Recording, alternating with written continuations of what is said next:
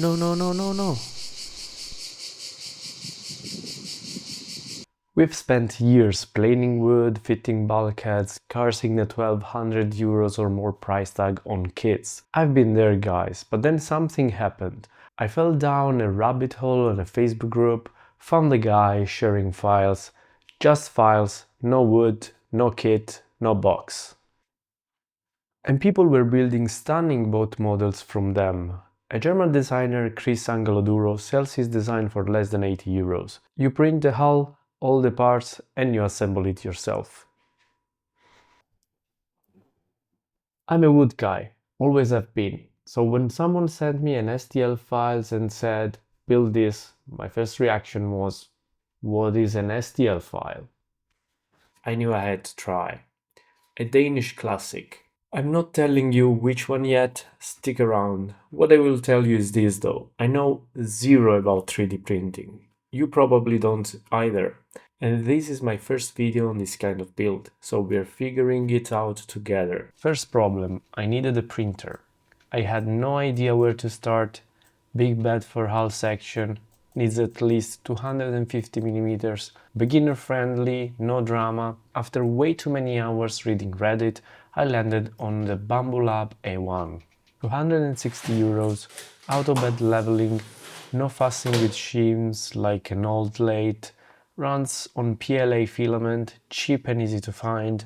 Software is Bamboo Studio, is free to download. It takes around 10 minutes to set up, then it just hums. The slicer software is the part that scared me the most. You basically load the STL files and it slices the model into thousands of layers the printer reads one by one. Hit preview and suddenly you can see every piece of the boat. Ghost-like on the screen. That moment got me. Here is where it gets addictive. The machine runs at night while you sleep. You wake up, there is a new piece waiting. Hulls, cabin top, accessories.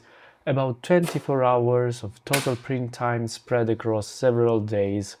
Pop the parts off the bed, line them up on the bench, and now I can finally show you what we're building. The X99 X Yacht, Denmark, 1985. Before this boat was even launched, the yard had over 100 pre-orders.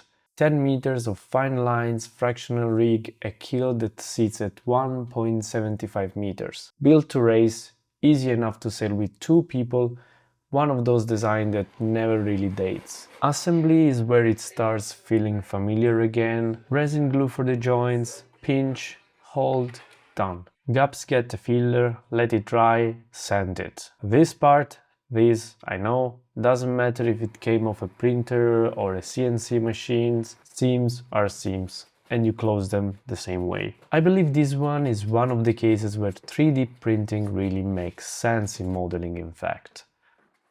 Wind propulsion model boats need to be very light to actually go fast on water. I'm talking to all those people who believe real ship model is just like when you use exotic woods. For this job, 3D printing objects are spot on. Alright, the must.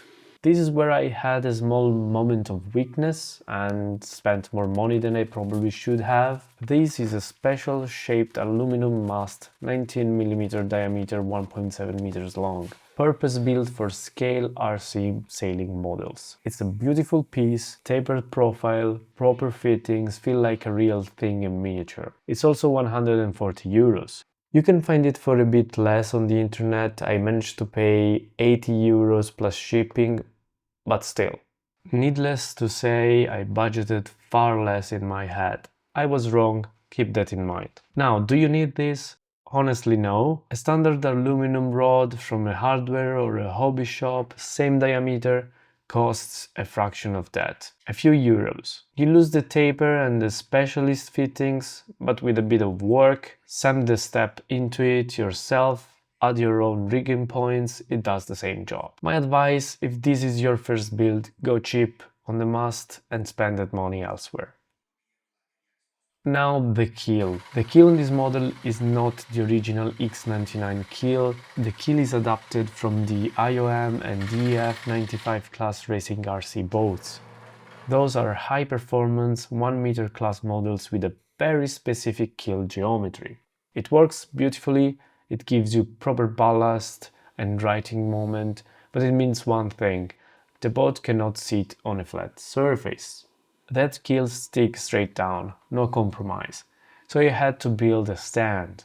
Nothing complicated, two shaped cradles using wood dowels and a leather strip to cradle the hull at the bow and at the stern. Takes maybe 20 minutes to build, but don't skip it. Without it, you are setting the boat on its side every time.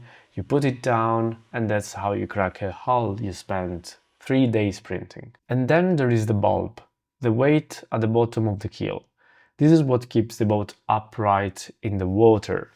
On real boat, it's cast lead. On ours, I printed it in 2 halves. PLA's is quite light, too light, so I filled both halves with lead balls. The kind you find at fishing supply shops, tiny sinkers. Pack them in, seal the 2 halves together with epoxy and let it cure overnight. Simple, heavy, works perfectly.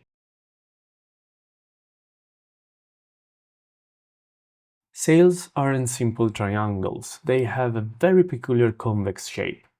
To achieve that, we need this. It's called a turtle, and it's used to curve the sails into their proper shape. I 3D printed mine, but if you'd rather build it out of wood, there is a great video here on YouTube that shows you exactly how to do that. First, we cut the mainsail into 4 panels and the jib into 3 panels. These sections are usually called panels. The first panel is typically made wider than the rest.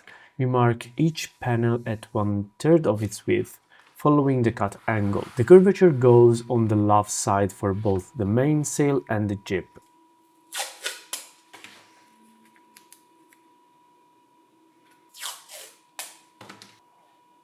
Panels are taped together with a small strip of double-sided tape, then sewn together.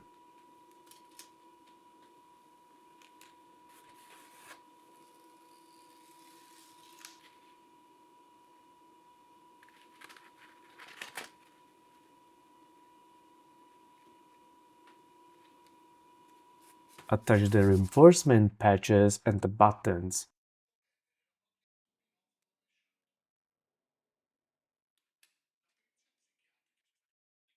Then make the hole for the eyelets using a soldering iron. The eyelets can then be set using a press. Here I'm using a vertical drill, but I wouldn't recommend that since you risk damaging it.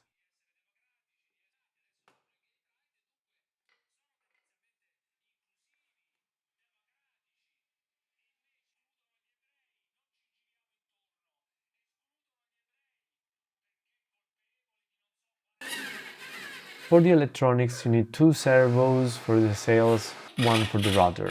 Battery pack paired with a spare receiver. 20 euros.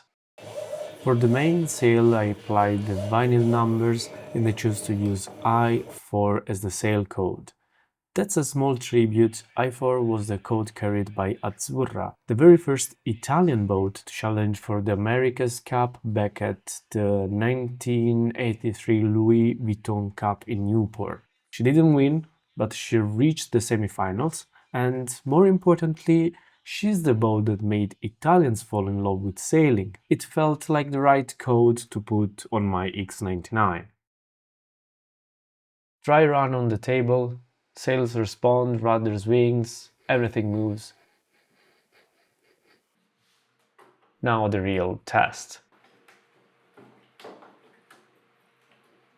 But before we get there, let's break down the total cost of building the X99. So I spent 260 euros on the printer, 60 euros on lightweight PLA and other filament, which I still have, 90 euros for the aluminum mast, 60 euros of electronics like servos, receivers, the battery pack, cables and so on, 25 euros for the sails, and 20 euros for bits and pieces like bolts, nuts, wooden strips, and we get a total of 515 euros.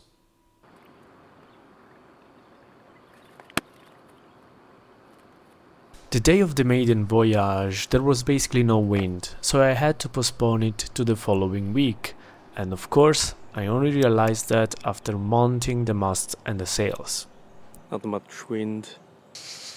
Today though it's perfect. A bit hot, but I'm really excited to finally test her out.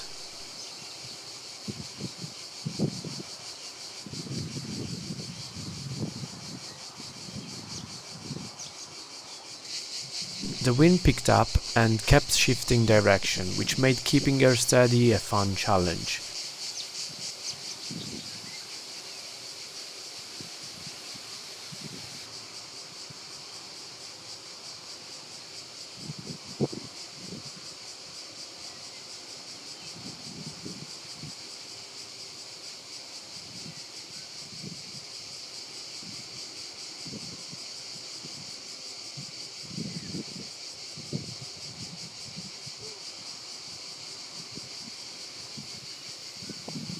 Then I noticed she was leaning over more than she should, and that's when it hit me. I'd forgotten to take the small camera case out of the mast, my bad. The sail though are impressive. They respond really well to the wind and she looks properly fast.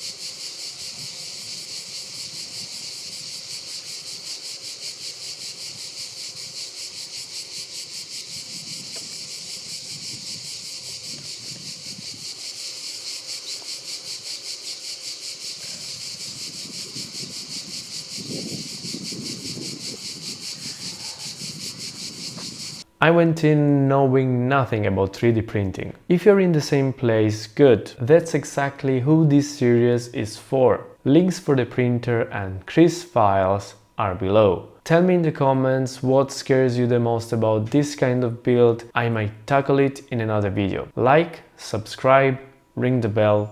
See you on the water. I would also like to take a moment to thank all the members of the channel. Thanks for supporting me for all these years. And a special thanks goes to Buzz Searly. Thanks for supporting me. He's the new midshipman of the crew. Thanks a lot, guys. I will see you in the next video.